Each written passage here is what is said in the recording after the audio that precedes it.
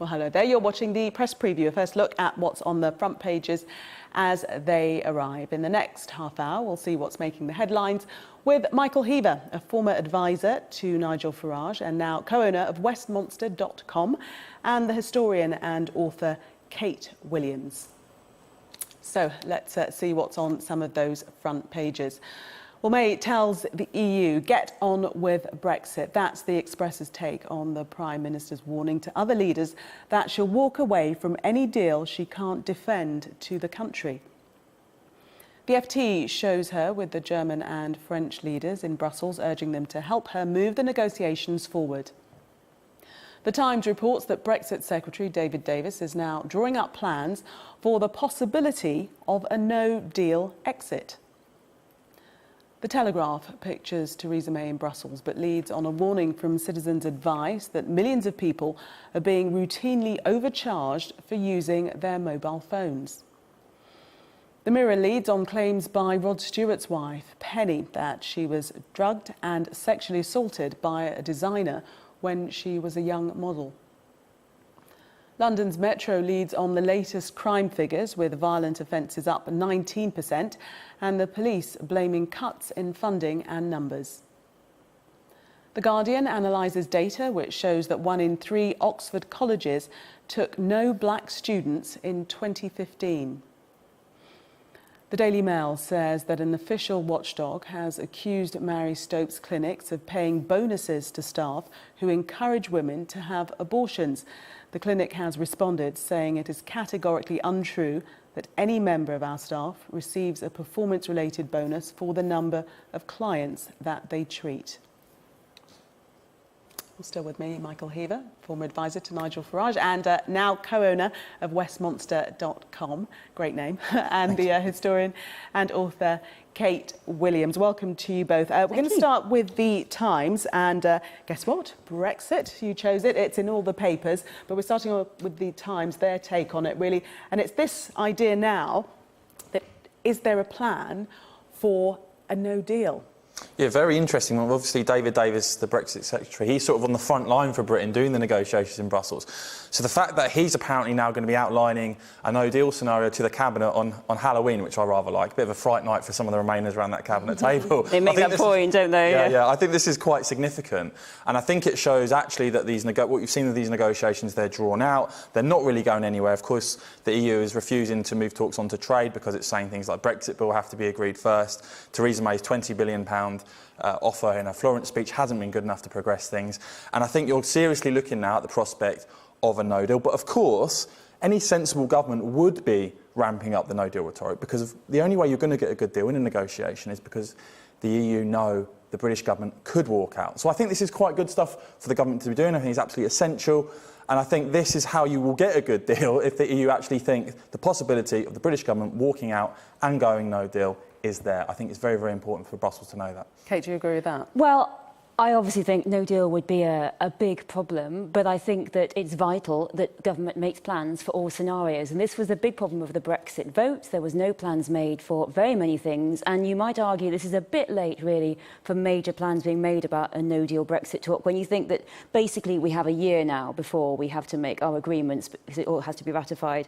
I mean, the concern is, of course, of no deal. It's going to be very concerning for many parts of manufacturing. And the Times had a very interesting commentary editorial earlier this week saying we really need to see these reports, these actual reports that are put down and made about the different things that are going to happen to areas. And they aren't releasing these confidential reports. They're keeping them secret. So we do need to know that. But I think I was very interested by Colin Lawler, who is the head of operations for Nissan. He says, in our factories in Britain, we have 5 million parts coming in every day. We need to make sure that the supply chain is absolutely uninterrupted. A 6-minute interruption for the Nissan plants is a big disaster for them. They need to have it so that it's completely smooth. So this is going to be the concern of business. How can we have a no deal and make sure the supply chain, there's no thing at the customs union, the Irish border, all of these questions, security, Euratom, how are these going to be sorted out? So these are big questions if David Davis is going to engage them and make them look good. It's a big question. And following on from your point, it's the stage at which we're hearing that perhaps planning for a no deal is really being put into action. Do we genuinely believe that there was never, ever a thought that there might be a no deal, that at this late stage they're simply thinking we have to think about this scenario because it could possibly happen? Well, I think Theresa May made a very patsy Florence speech. She gave a lot up to the EU in terms of financial commitments and things like that. It hasn't really got her anywhere. I think a lot of commentators are saying today, obviously she's in Brussels, it hasn't really moved things on for the EU. They've basically banked those concessions and it hasn't really moved the government forward in terms of talking about trade. Very interesting thing, Philip Hammond, of course, around the cabinet table as the Chancellor, he himself has said he only wants to commit money at the last possible moment. Now, to me, that's highly irresponsible. The government now should be planning for no deal, and hey, if we get a good deal, that's great.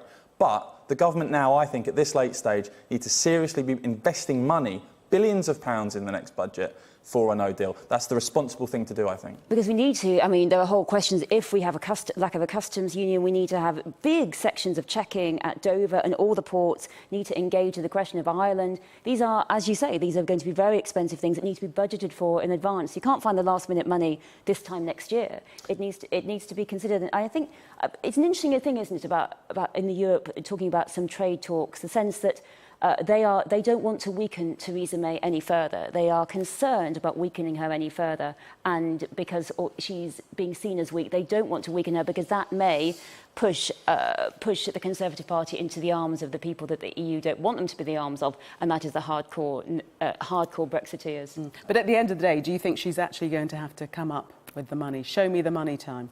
Well, I mean, the Home Secretary, Amber Rudd, says that no deal's unthinkable. And that's part of the problem, that everyone around the cabinet table, so many disagreements, there's no cohesive argument or message coming out from the government. That's one of their big problems. And I believe it was a Sky News poll that actually showed 74% of Brits, of voters, think that walking out and rejecting a bad deal and going for no deal would be the right thing to do. I think a British government that turned around and explained to the British people, look, we're investing billions in a no deal because we think what Brussels are offering isn't in the national interest, would be a popular thing to do. The big problem Theresa May has, obviously, after that disastrous election result, is she has a cabinet, as I say, full of disunity, no agreed position, and she really doesn't have the political capital to be ignoring the likes of Amber Rudd and Philip Hammond. She's basically got to sack them if she wants to move forward with this no deal and invest seriously in it. And if David Davis is going forward, do that now. Well, if David Davis is going ahead, I take it that he's got the authority of Theresa May to do that, but he has to be able to follow it through. This cannot be just a threat that Brussels sort of shrug off. This has to be credible, and it needs money. And Philip Hammond, you know, everything he's saying, he doesn't want to commit money into this. So you're seeing some really big cabinet clashes of what we're going to do moving forward. And it's obviously very difficult for the EU to negotiate with a cabinet and a government who are split. And of course, the question of, as well as Labour. Labour has made it more clear over the past couple of weeks that they don't think no deal is a good idea. They don't think it's going to help jobs. And even if the Conservatives do get a no deal, and then it still has to go through Parliament. So they have got, I mean, these I can't imagine more negotiations that are more important, that are more important to the future of the country. So you have to hope that every possible planning is being made, and I do think they should release these papers about what's going to happen to different parts of the country. Do we take hope from the statements from Angela Merkel that, well, she's hopeful certainly that there could be trade talks as early as December? Well, yes, she said that, but one of her colleagues on the front of the Telegraph, Michael Fuchs, who's the vice chairman of Angela Merkel's CDU party, has said that he's thinking of a £54 billion to £90 billion Brexit bill. We've also got Mark Rutte, the Dutch Prime Minister, talking about the need for more clarity on the Brexit divorce bill. In Brussels language, that means more money, please. Theresa May's got a big decision to make here. She can either capitulate and cough up whatever the EU are demanding, which will be enormously unpopular at home, or she's got to invest those billions in a no-deal outcome, scenario. Whatever way you cut it, this is now about money. Whatever way you cut it, Theresa May's speech, her Florence speech, she gave up big concessions in that speech, let's not forget. And it's got her the square root of nowhere, I'm afraid. Nothing has really moved on. I do think we have got... It is getting her forwards, because there could never be any parallel trade talks. But this possibility that they could does move us forward to a degree. And, of course, the question with the money is we have the problem of the euro exchange rate, because we're paying in euros. If we can get the pound up again, then that's going to lessen Britain's payments in. But at the moment, the pound rate is simply not good. No. And none of this is any good for the pound. None of it is good for the pound, and it's going to continue to wobble around. Yeah. But I do think there's not a majority against paying a divorce bill. I think there are many people on both sides who do think we should just pay it and and because we made these commitments in so many ways to infrastructure projects, to paying in pensions, to all of these things, and they should just pay. It's about the amount, though, isn't it? I'm not sure there's necessarily a dispute about a bill having to be paid, but it's the sums that we're talking. I mean, look, Theresa May has put forward £20 billion, which I think a lot of people would say is a fair amount of money in this country, and the EU has basically laughed at that and said this is nowhere near the amount we're talking. As I say, Merkel's allies talking about at least £54 billion now, potentially £90 billion. I mean, you cannot just keep putting this up as if it's some sort of auction. This is taxpayers' money, and this is going to be incredibly unpopular if the government's basically coming across as bending to whatever will the EU is putting forward. And I don't think that's going to happen now. If we've got David Davis, and don't forget, as I said, he's the man on the front line, he's in the room, he's negotiating. If he is now looking at no deal, that tells me that there are serious ruptions, there are now serious doubts about there even being a deal, and that the only way David Davis certainly thinks that we will get a good deal, as I do, is if Brussels take the threat seriously that you're prepared to walk out and go down that no-deal option. Because obviously we get 60% of our trade from the EU, there's a lot of mutual need on both sides. But I think the British people need to know, if we're going to engage in this is serious questions, how much no deal would cost. And if so, would it cost more than 90 billion? So if it's going to cost 300 billion to engage with no deal, maybe it's cheaper to pay the 90 billion, and then we'll have a customs union and that setup and sort of a version of the single market and Euratom and the security cohesion. So that's what, if it is, you're right, Jane, it's all about money. And I think the government, if they're going to talk to the people, they have to talk to us about money. Yes, either what or. exactly is it going to cost? These are the options. Michael and Kate, thank you very much. We've taken up all the time on Brexit, but it has been on a lot of the front pages in several of the papers, so that's my excuse. Stay with us, much more to come. Stay with us to find out what's going to be happening with Storm Brian. It's on the way.